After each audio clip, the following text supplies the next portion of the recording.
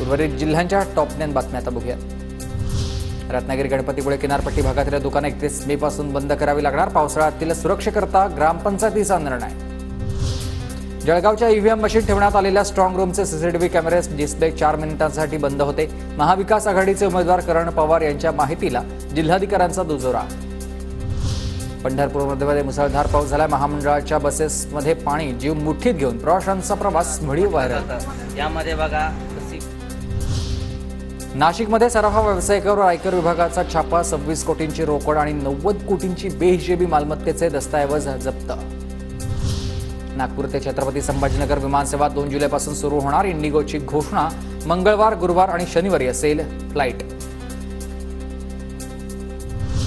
नागपुरात school bus आणि school व्हॅनच्या शुल्कामध्ये 10 ते 15% वाढ। नवीन शैक्षणिक वर्षापासून पालकांवर शुल्क वाढीचा बोजा।